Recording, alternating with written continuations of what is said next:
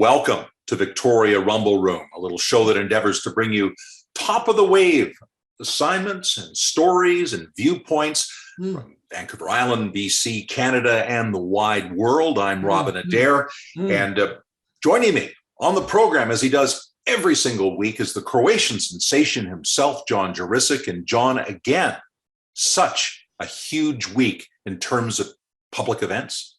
Extraordinary. It's simply extraordinary times, Robin, that we live in, and really appreciate very much, considering all that's going on, the fact that folks are taking time to watch what we say and watch what we talk about and listen to the guests we have. And without a doubt, the most important issue, the predominant issue of our times, of our lifetime, is this Ukrainian war. An extraordinarily terrible tragedy. I'm at the point now where it's difficult to watch the reports out of the Ukraine. And, hey, we've got a local connection. We interviewed a young man called Stan Osobek. I mean, everyone's younger when you're me.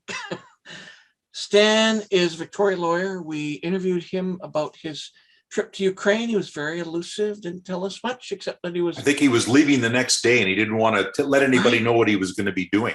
Right. But he did indicate that he was going over to help his family and others and really appreciated Canadian support. Turns out his story ended up on the front page of the Times Colonist recently. So now we know that he has safely arrived in Ukraine. He is working with families across Canada, potentially bringing some folks back. We hope that he's going to come back safely to his wife and 3 kids. That's leadership. That's a story we can get behind. That's something that I so love to talk to people about in the Victoria Rumble Room. Yeah, God bless Stan Osobek. You know, he's a brave guy, and I'm so glad to hear that he's going to make it home safely to his family. And, people from across the spectrum, every walk of life, are across the country standing in solidarity with the Ukraine, and that no different in Victoria. Successive gatherings in the lawns of the BC legislatures, people stand solemnly, many draped with Ukrainian flags to mark the bravery of those battling the Russians, trying to protect their democracy. And we're aware that many have escaped, millions have escaped now, and are refugees depending on the support of their neighbors and anything that we can do to help in terms of money and supplies, because this is a worldwide tragedy and a terrible situation, Johnny. Yeah, I think you kind of hit the nail on the head there, Robert. How can we help? And so many of us feel helpless in that we don't know what to do. And I think the story will increasingly begin to focus on how to help immigrants coming to Canada.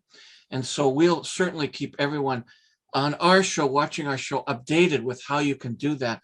The local Ukrainian community is clearly, obviously working hard to raise funds and supplies and send those to Eastern Europe.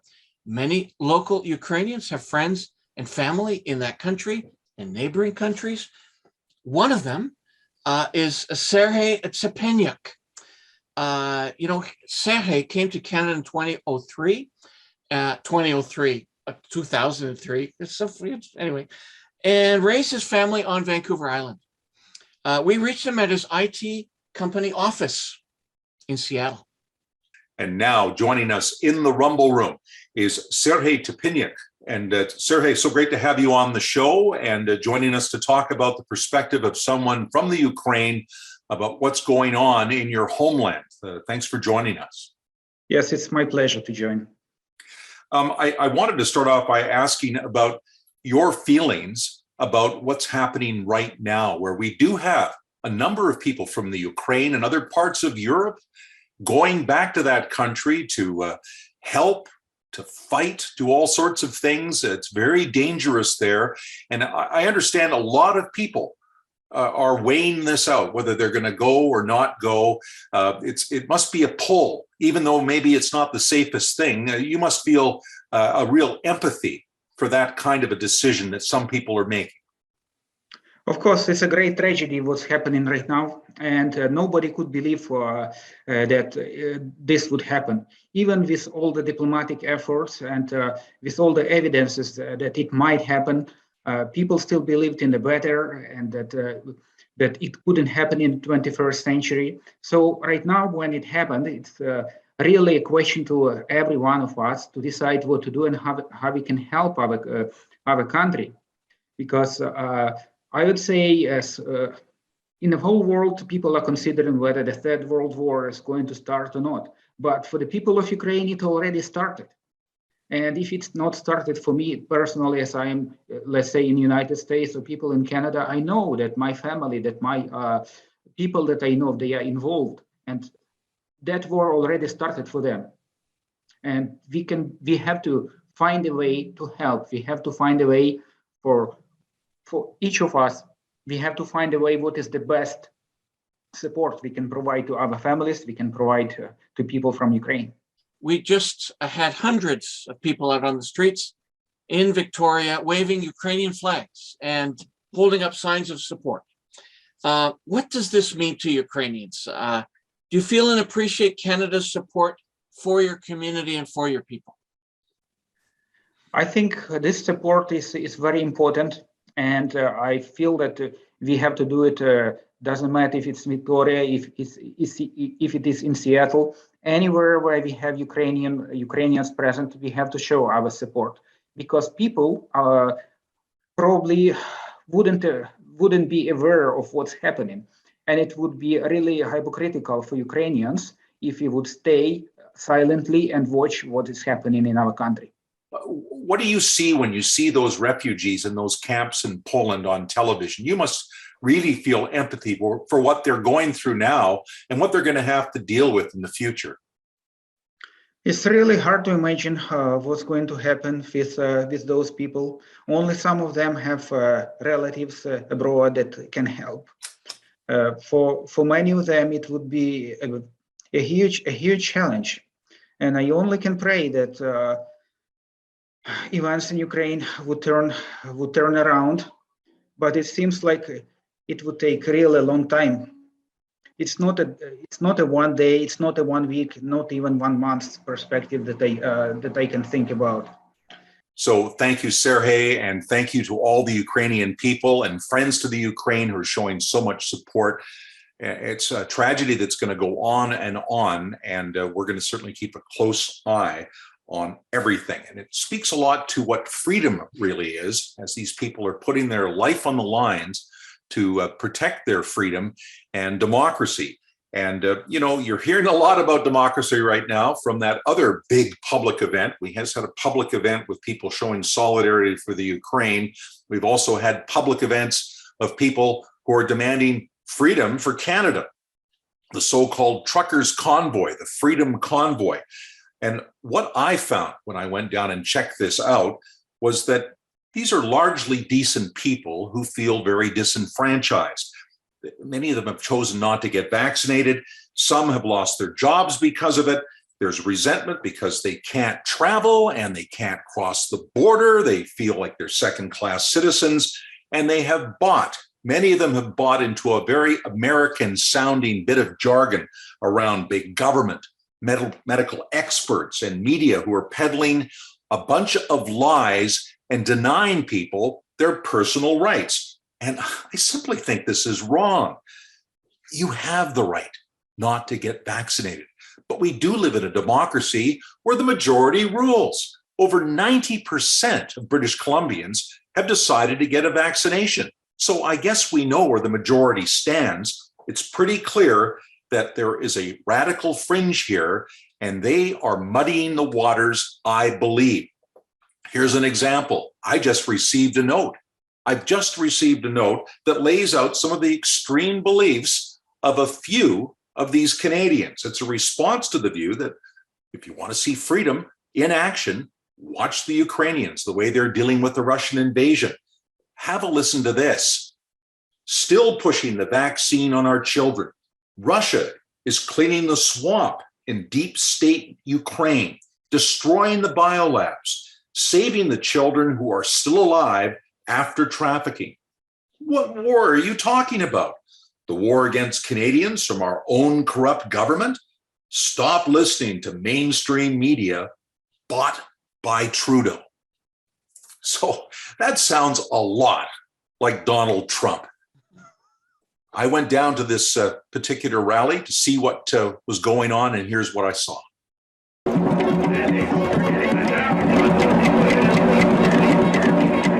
So, a week ago, we had a few thousand people out in front of the legislature protesting the mandates, demanding a change. Well, now we have seen the mandates reduced, no more masks, and the passports will be gone by the 8th of April in British Columbia. So, what are you protesting? Equal respect for everybody, whether you're white, black, Hispanic, Chinese, I don't give a damn what you are. But we all deserve the same respect, right? We can all live together, whether you're on this side of the road or that side of the road, anti-vaxxer, vaxxer, I don't give a damn, because you know what? This is a democratic country. And we all deserve to have the freedom of choice. So you have to think that maybe the Premier's message got through this week. Every trade, every occupation, because without all the occupations, this country would go down in flames. I would just say to these people, goodness me, get a hobby. Find something else to do with your time. We are removing restrictions at a pace that is consistent with the work we've done for the past 2 years. And 94% of adults in British Columbia are vaccinated. So we are spending an awful lot of time with a small group of people who seem to have nothing better to do with their time but to drive around in circles honking their horns. He's going to give us a little kickoff. Thank you, everybody. Robin, we're certainly not surprised that a lot of our viewers have written to us on this issue. In fact, our last show might have been the most commented show that we've ever had. So clearly these issues are generating lots of discussion, lots of crazy discussion, Robin. You know, some of it's crazy. Some people are quite thoughtful and reasonable. And, you know, we don't have to agree with everybody. Yeah. But certainly there is a bit of an edge in terms of people who don't like our show, and we're not afraid to share that. So I think let's talk about that, starting with the letter we got about Premier John Horgan's comments. The truckers should look at Ukraine as a real example of freedom in action. And so let's read this quote right now, which says, "How we forget about our one freedom and the truckers' convoy is doing for all of Canada. Was so disgusting what Horgan said about truckers. It is him, Bonnie, and Dick that need to get a hobby and get out of government. He sounded just like Trudeau. Do as I say." Lots of activity happening on our little show. We had a note from a viewer who doesn't think the truckers' cause is very smart. So now let me read the rebuttal. "You're not smart enough to know it's a fake war propaganda. Not smart enough to realize that your freedoms are being taken away. Like a frog in a boiling pot. Thank God for the truckers." And as I mentioned, John, not everybody was attacking the Rumble Room. They were happy to rumble, but not necessarily attacking us. A note from someone who believes that the truckers' freedom convoy has actually missed the mark. These idiot truckers who staged their fiasco did wake up the people. Never vote for a politician who supported them. Your freedoms aren't being taken away. It's just they don't want to be responsible members of society. Trying to overthrow an elected government is democracy? Quite the comments, Robin. It's great to read them. You're right. We're on either side of those, you know, and I love this segment. However, regarding this issue, more big trucks are anticipated now to arrive at the legislature, Robin. With the mandates gradually ending, 90-something% of us vaccinated, you have to wonder if all this protest is not running out of steam. We'll see, won't we? I guess. But now for something completely different, a good news story.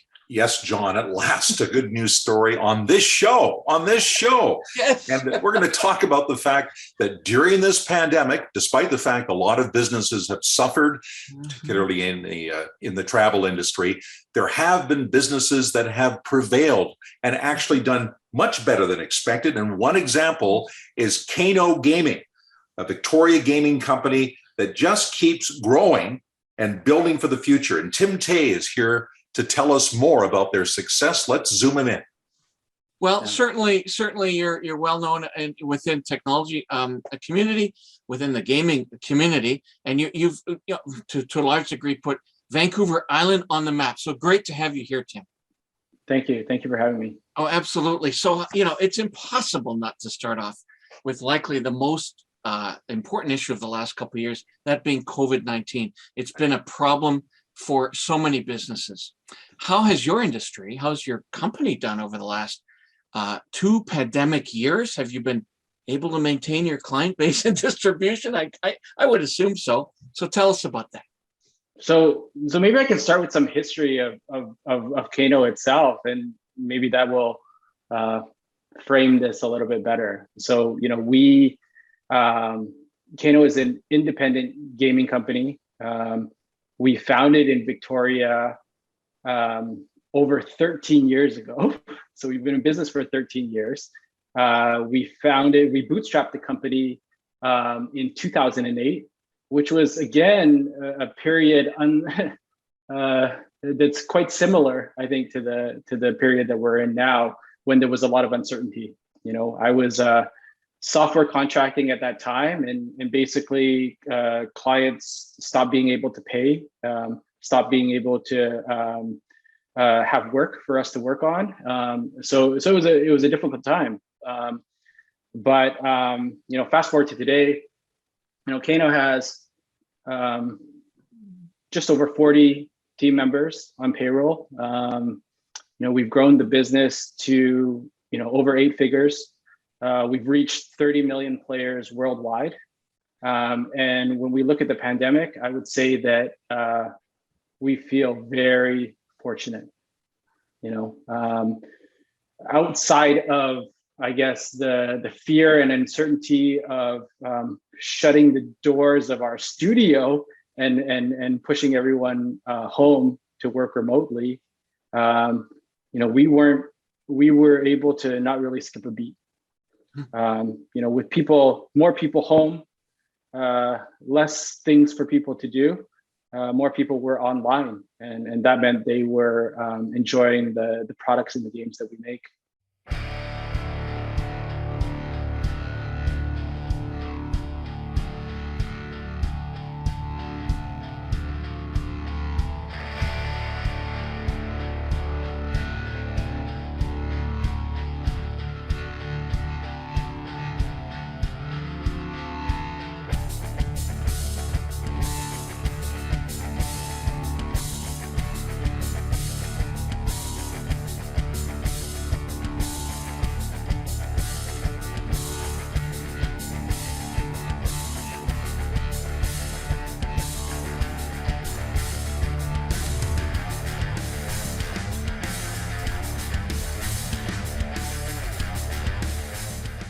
You mentioned these games that so many folks are playing, etc. And I would suspect clearly a bit of a younger demographic than myself, but tell us some games that some local folks might know about. So something that's really interesting about our games is our core demographic isn't younger. Our core demographic is probably I'd say 18 to 35, but a lot of that skews closer to around 45. So we started as a developer. That would be more my demographic, I think. And what we create are social gaming experiences. We believe in building long-lasting experiences that connect players through play. And so, what's been really interesting about our player base is that, talking about our early games, we have an early game. Our first game was a game called Viking Clan. Our most popular game is probably a game called Mob Wars.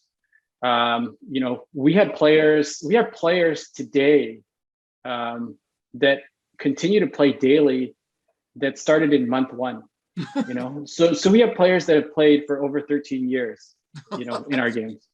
And I think that's a testament to really focusing on, one of our core values is player obsession, but it's building that community, right? If you're part of a group that plays basketball once a week, or squash or poker, it becomes less about the game itself and more about the camaraderie that you build within the games.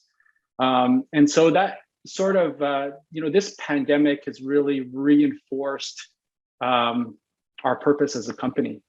We've had players in our games that have met, they've gotten married, Wow. they've moved from the UK to the US to be closer to each other. We've had KANO babies been born. It's interesting, Tim, and it is great to hear about your success during this time. And of course, it really emboldens, I think, all of us to think that we can still move forward with Victoria's #1 industry, which is technology. And I gather it's over 4 billion a year annually, and it's growing all the time. And it's still no secret that the South Island is a very expensive place to live. I mean, you could be operating just about anywhere. So my question is really, is it difficult to recruit and retain people when they know they can live almost anywhere and do the sorts of things you're doing? So I think that's one of the things that was a benefit coming out of the pandemic. Culture has been very important for us at KANO. We're interested in building a long-lasting company. And that culture was really based in-house. 100% of our staff were based in our headquarters in downtown Victoria before the pandemic started. We pushed everyone home, obviously, through the pandemic. But that put us into a social experiment where we started to look at remote first employees. So we looked across the country, and we were able to scale up our team during that time with remote hires.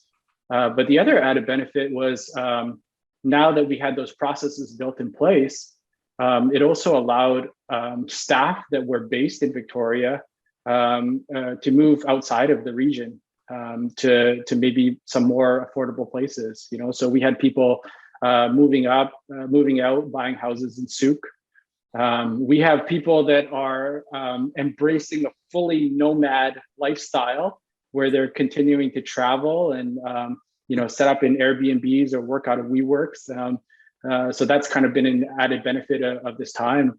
But yeah, I think being that we are a tech company, one of the benefits for our employees is we're able to support some of the larger salaries and pay our people well.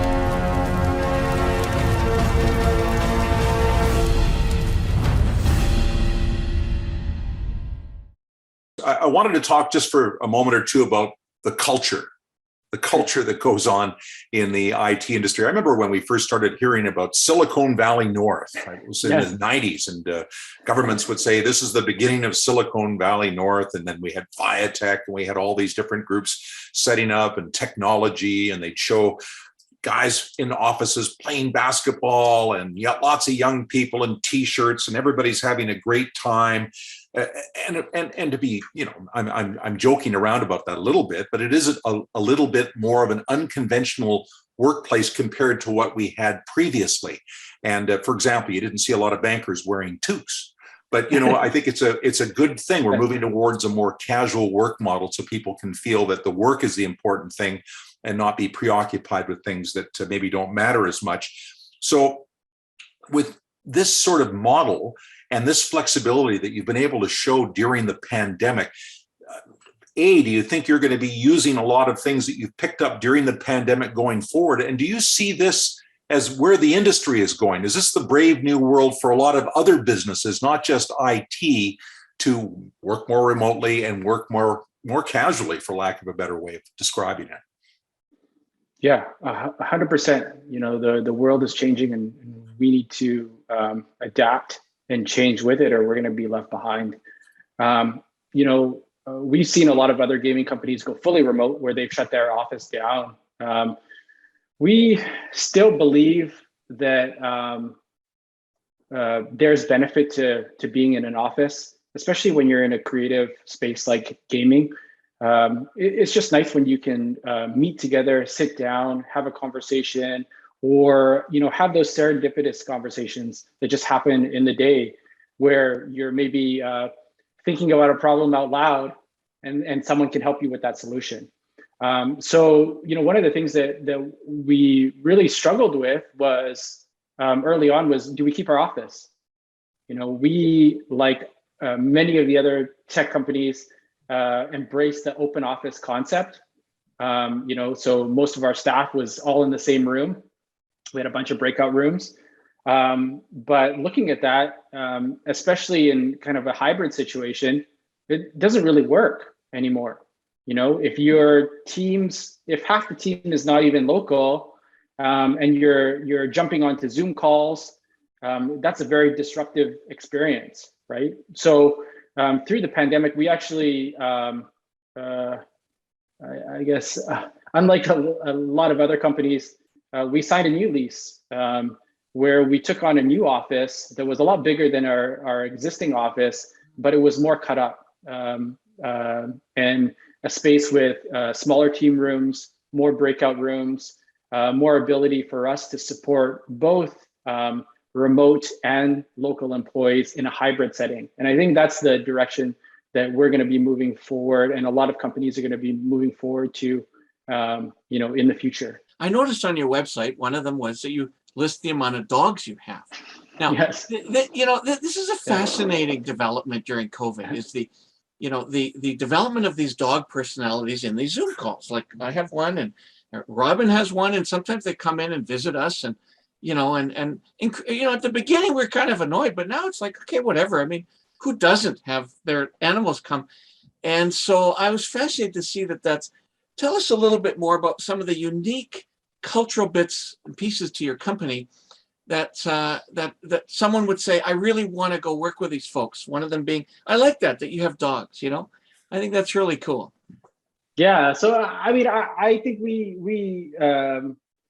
think of those things as perks. We don't really tie them to culture. I think early on we did. When we first started and we thought, what is the culture we want to build at KANO? We were talking about the same things that you were referring to. We were like, we don't want to wear a suit. We want to be very casual when we go into the office. We tried to model against companies like Google. We want to have Nerf guns. We want to have games. We want to have all those things. We want to have coffee. We want to have a beer fridge. We want to have beer Fridays. And so we have. Don't get me wrong. We have all those things. But we do think of them as perks. We don't think of them as what really is building the culture. And for us, the culture is, having transparency. So, every Friday we meet as a team, and we look at our rocks, which are our major goals for a quarter, and we talk about them. And each team lead will jump in and talk about how we're progressing against those goals. Yeah. It gives us an opportunity to give kudos to team members, to highlight really great work, and also cultural alignment with our core values to the whole team. Every Friday. We also have all hands meetings every quarter, where we jump into the nitty gritty and we let people know exactly where we're standing, whether that's good or bad. And I think that transparency is really important. And what it comes out of is us working with other companies or, other gaming companies, where everyone thinks everything is going great. And then one day you're called into an office half your friends are called into the other office, and then half of you don't have a job, right? And you haven't really given people an opportunity to understand what they could have done differently, you know. And so that's something that we really believe in, and you know, empowering our people. You know, one of our core values is player obsession, and what that means is that whenever we're making any decision within the company, we're thinking about how did that affect the player itself. So whether that's engineering, you're building a feature, you're not just building a technical feature, you're building something that affects millions of people, you know, that play our games every single day. Great to hear a positive message. A company that is succeeding in Victoria, like to be able to leave on a positive note. And again, I want to reiterate how much we appreciate your viewership of our program. We really feel the support in Victoria, Vancouver Island, BC, particularly, but right across the country, we're hearing from people, and we appreciate it. And so, John, as I often do at this time of the show, if you could explain in your usual succinct, clear fashion how people can follow us, subscribe to us, like the Rumble Room. That is a first, clear and succinct fashion, but I'll give it a shot. I just want to reemphasize how much we appreciate everyone following, everyone participating, all of your comments. We really love to read them and share them with everybody. And the way you can do that is on our Facebook page, which gets the majority of action. Certainly our Twitter page, which is getting more and more activity. And obviously our YouTube site, which houses all of our videos, of which there are many these days, all comprising now close to 370,000 views. We have a website that links us into the podcast universe, because we do like to be on all universes, as we say. And of course, and not least by any means, we have activity on Instagram and TikTok. And so, after now announcing the different universes you can all participate in, I'm sad to say it's the end of the show for us. And I remain, as always, today, the mayor of North Tulip Avenue, Johnny Boris Juricic. And Johnny, that was just so wonderfully clear, and I just love to beam you in on these things. I'm Rockin' Robin Adair, and rumble on.